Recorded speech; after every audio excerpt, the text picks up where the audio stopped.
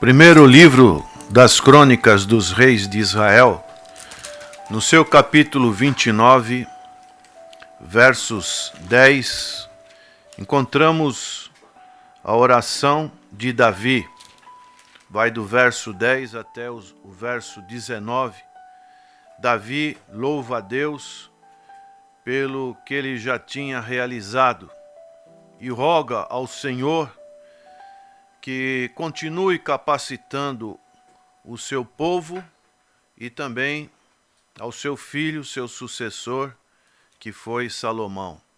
Diz o texto, 1 Crônicas 29, 10. Pelo que Davi louvou ao Senhor perante a congregação toda e disse: Bendito és tu, Senhor Deus de Israel, nosso Pai, de eternidade em eternidade.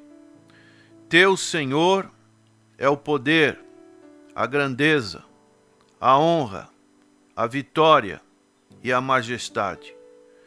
Porque teu é tudo quanto há nos céus e na terra. Teu Senhor é o reino, e tu te exaltaste por chefe sobre todos. Riquezas e glórias vêm de ti, tu dominas sobre tudo. Na tua mão há força e poder. Contigo está o engrandecer e a tudo dar força. Agora, pois, ó nosso Deus, graças te damos e louvamos o teu glorioso nome. Porque quem sou eu e quem é meu povo para que pudéssemos dar voluntariamente as coisas? Porque tudo vem de ti e das tuas mãos todamos. Porque somos estranhos diante de ti e peregrinos como todos os nossos pais. Como a sombra são os nossos dias sobre a terra e não temos permanência. Senhor nosso Deus, toda esta abundância que preparamos para te edificar uma casa ao teu santo nome, vem da tua mão e é toda tua. Bem sei, meu Deus, que tu provas os corações e que da sinceridade te agradas. Eu também, na sinceridade de meu coração, dei voluntariamente todas estas coisas. Acabo de ver com alegria que o teu povo, que se acha aqui, te faz ofertas voluntariamente. Senhor Deus de nossos pais, Abraão, Isaque e Israel, conserva para sempre no coração do teu povo estas disposições e pensamentos. Inclina-lhe o coração para contigo. E a Salomão, meu filho, dá coração íntegro para guardar os teus mandamentos, os teus testemunhos e os teus estatutos, fazendo tudo para edificar este palácio para o qual providenciei. Aqui encontramos, nesta oração de Davi, ele falar da grandeza de Deus. É impressionante como Davi tinha essa percepção de Deus, como ele conhecia a Deus. Sem a revelação especial da pessoa do Senhor Jesus Cristo, que foi um de seus descendentes, ele podia já compreender esta grandeza. E nós que temos uma compreensão maior, porque temos a Bíblia, temos já o Senhor Jesus Cristo vindo a este mundo, temos as epístolas, muitas das vezes somos falhos nesta compreensão do que podemos denominar a grandeza de Deus. No verso 11, que quero destacar nesta oração, ele dizia: Teu Senhor é o poder, a grandeza, a honra, a vitória e a majestade. Provavelmente essa expressão Teu Senhor seja a origem que o Senhor Jesus Cristo ensinou no chamado oração do Pai Nosso, quando ele ensinou aos seus discípulos: Teu reino, o poder e a graça para todos sempre. Amém. Então aqui contamos o salmista falar da grandeza de Deus.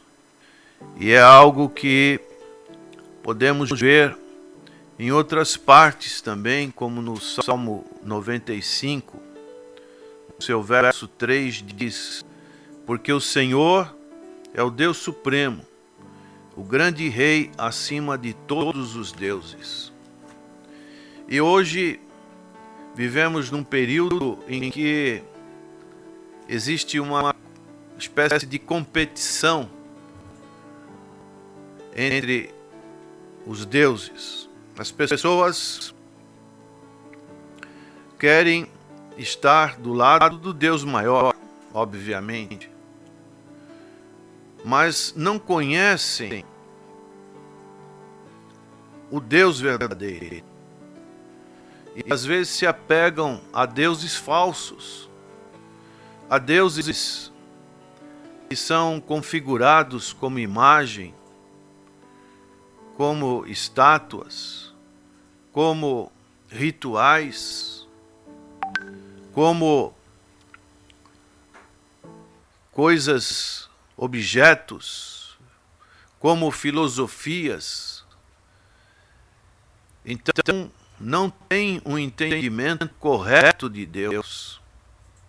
Não buscam nas Sagradas Escrituras informações a respeito de Deus, o fato da obra que o Senhor Jesus Cristo realizou na cruz do Calvário, estarem sendo submetida a esta obra, a fim de que o Espírito Santo possa realizar em suas vidas uma transformação, entender que as coisas naturais não dá para compreender as coisas espirituais.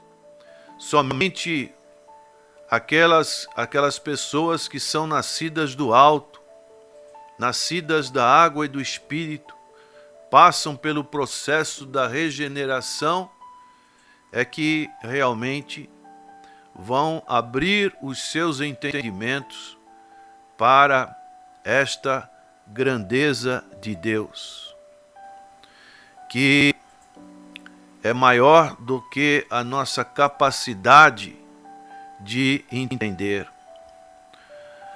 Mas podemos, através da leitura da palavra de Deus, ter alguma noção, porque essa palavra foi nos deixada para que pudéssemos buscar conhecimento. O profeta Oséias dizia: conheçamos e prossigamos em conhecer a Deus. Nossas mentes são finitas e a mente de Deus é infinita. Nosso conhecimento é limitado e o conhecimento de Deus é ilimitado. Paulo fala sobre isso em Romanos capítulo 11. Ó profundeza das riquezas e do conhecimento de Deus! Quem foi o seu conselheiro?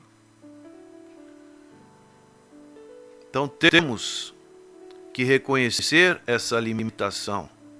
Mas nessa limitação não pode nos impedir de prosseguir conhecendo a Deus, de termos cada vez mais experiências.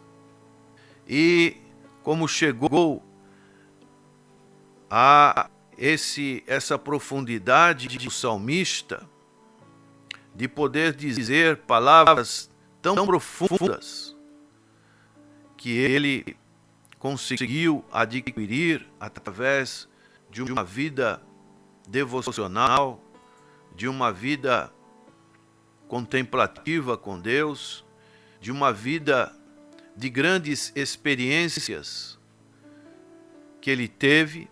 Ele pôde seguir, ele pôde compreender no final da sua jornada.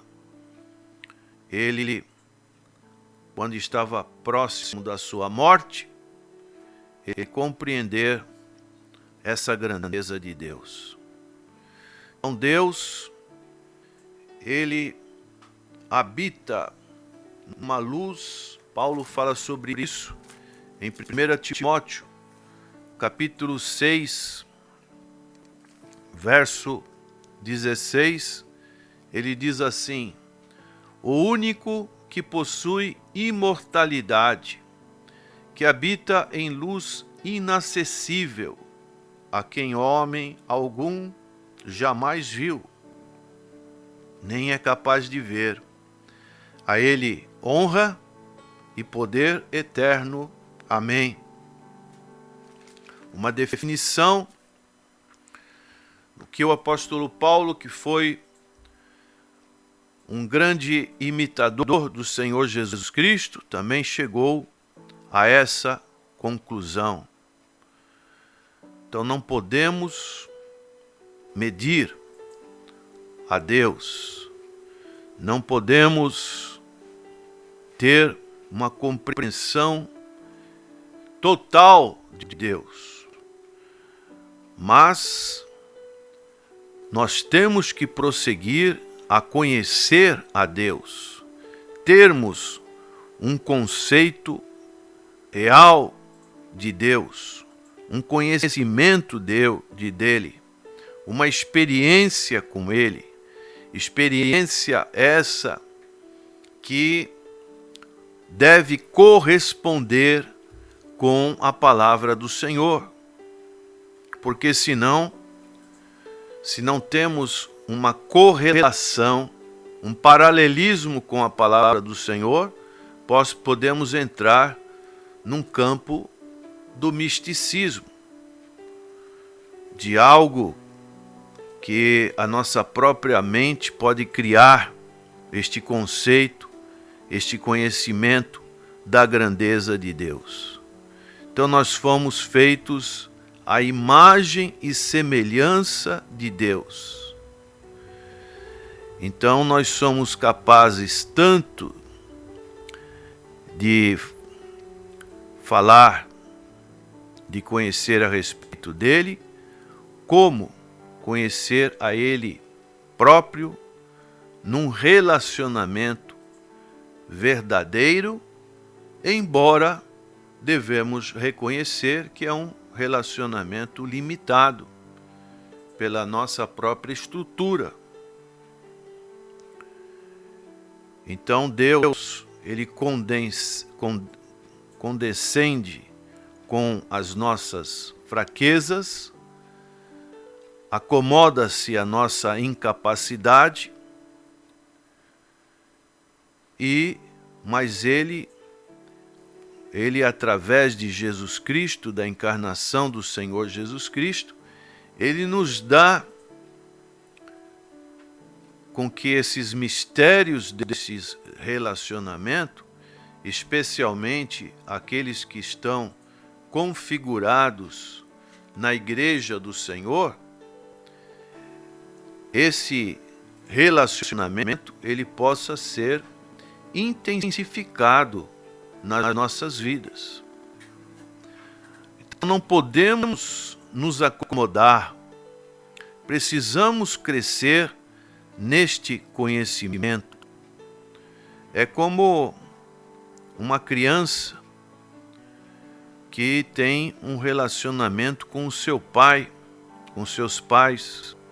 Às vezes, à medida que que ela vai crescendo, ela vai tendo uma melhor compreensão, vai tendo conversações mais profundas, apesar de ter ainda uma linguagem infantil, uma compreensão infantil, mas à medida que ela vai se desenvolvendo, ela vai tendo essa informação e ela consegue, a respeito dos seus pais, quando os seus pais são pais amorosos, ela começa a responder aos seus pais com crescente amor e confiança.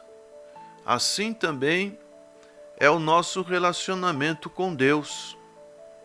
Se sabemos que Deus é amor, que Deus entregou seu Filho para nos salvar, nós vamos tendo um relacionamento cada vez mais íntimo, cada vez mais familiar. Por isso Paulo utiliza tanto da família de Deus, que é o relacionamento mais profundo que nós podemos ter neste mundo, é o relacionamento familiar. Uma pessoa que infelizmente não tem uma família, ela não conhece essa intensidade desse relacionamento familiar. Ou, infelizmente, com famílias desestruturadas, esse relacionamento se torna difícil. Mas quando uma pessoa tem um relacionamento saudável com os seus familiares, ela vai compreender melhor o relacionamento que deve ter com Deus. Então, o Criador,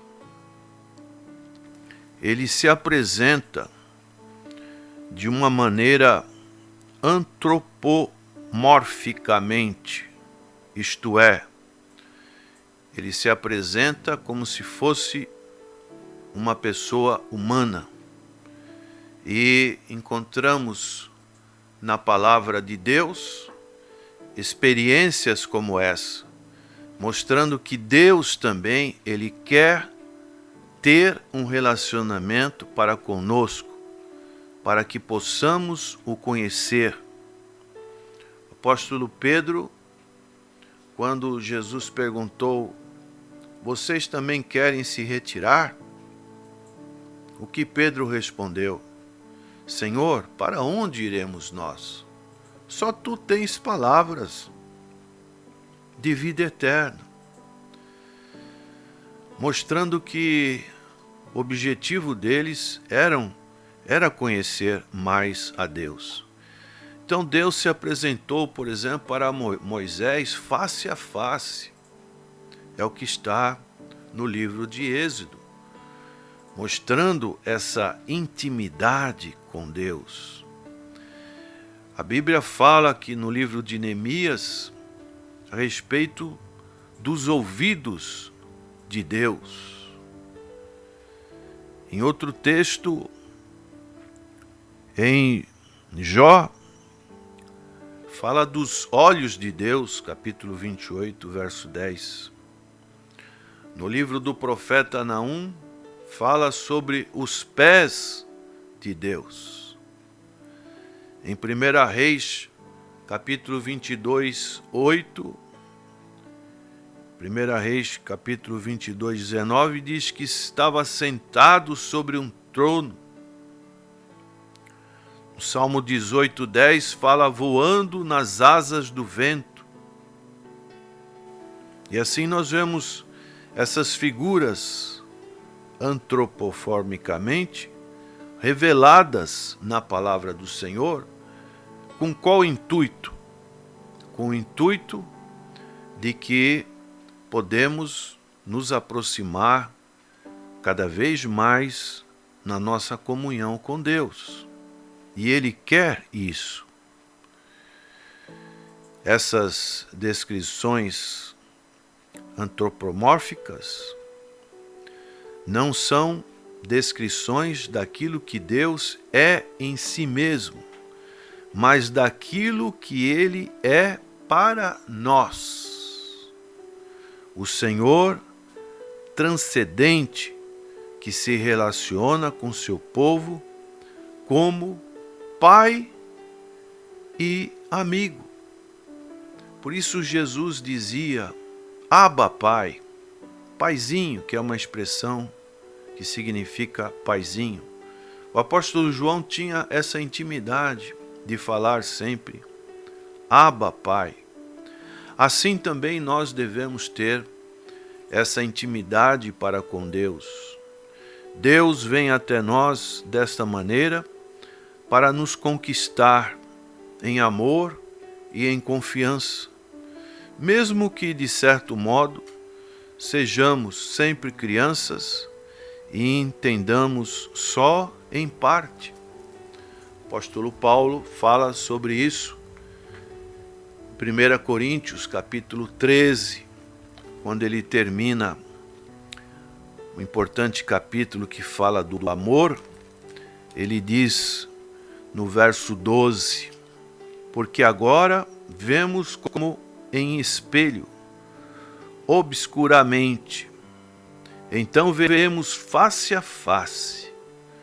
Agora conheço em parte, então conhecerei como também sou conhecido. Era uma proposta que o apóstolo Paulo tinha como no seu intuito.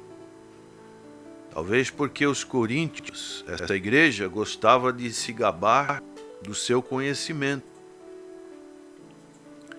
E Paulo, ele faz essa declaração da sua limitação no conhecimento de Deus. E hoje é interessante, porque as pessoas se arrogam, dizendo nas suas religiosidades, nos seus posicionamentos, eu sou um ateu, não creio em Deus, eu sou um agnóstico, não é possível provar a existência de Deus.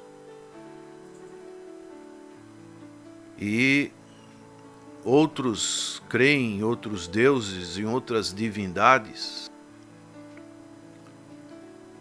E Deus se revela, não nós que queremos se revelar para Deus, mas Deus se revelando para nós através das Escrituras e através do Senhor Jesus Cristo. Então nunca devemos esquecer que o propósito de todo o estudo da Bíblia é a doxologia. O que é a doxologia? Logia significa estudo. Doxo, uma palavra que vem do grego, que significa algo musical, algo poético, algo que nos lembra a parte do louvor, da adoração, do culto. Quando nós entendemos essa grandeza de Deus e Deus agindo na nossa vida, nós temos que sermos verdadeiros adoradores. Foi o que o Senhor Jesus disse para a mulher samaritana. O que ele disse? Deus busca adoradores. Mas como devem ser esses adoradores? Que o adorem em espírito e em verdade. Significa que nós temos que ter a ação do Espírito Santo em nossa vida e nós temos que viver a verdade do Evangelho na nossa vida. Então, o objetivo dessa grandeza do conhecimento da palavra é que nós possamos apresentar para Deus um verdadeiro louvor. Daí o salmista ser uma pessoa que deixou o exemplo de um verdadeiro adorador. Quantos salmos, poesias ele compôs. O nosso culto a Deus será sempre a mais verdadeira expressão de confiança em Deus. Então, quando nós temos essa compreensão, nós temos essa confiança, para nós vir na terça, na quarta, na quinta, no sábado, quando tem domingo, não é nenhum esforço, é algo espontâneo. Por quê? Porque nós estamos aqui na casa de Deus para trazer o nosso agradecimento, a nossa continuidade naquilo que Deus representa para nós, essa confiança. E esse culto deve ser sempre adequado a Deus. E devemos louvá-lo por ele ser maior do que toda a nossa compreensão. A palavra de Deus, através dos profetas, diziam que os nossos pensamentos não são os pensamentos de Deus. Assim como o céu está distante da terra, assim os nossos pensamentos estão distantes de Deus. Deus muitas vezes faz coisas que para nós, na nossa reflexão, são incompreensíveis. Mas nós devemos saber, como disse Paulo, sabemos que todas as coisas contribuem para o bem daqueles que amam a Deus, a saber, aqueles que procuram fazer a sua vontade. Então, meu irmão, meu amigo, busque este conhecimento de Deus, esta grandeza de Deus, e você possa dizer como o salmista: Teu Senhor é o poder, a grandeza, a honra, a vitória, a majestade, porque teu é tudo quanto há nos céus e na terra. Falando da soberania de Deus. Senhor, teu Senhor é o reino, e tu te exaltaste por chefe sobre todos. Reconhecer que estamos na dependência de Deus. Que Deus possa te abençoar e que você também tenha palavras para se apresentar diante do Senhor e reconhecer essa grandeza. A palavra, acabei de falar uma palavra de redundância, né? Essa grandeza que é Deus. Fique com o Espírito Santo no seu coração e cresça no conhecimento de Deus. Amém.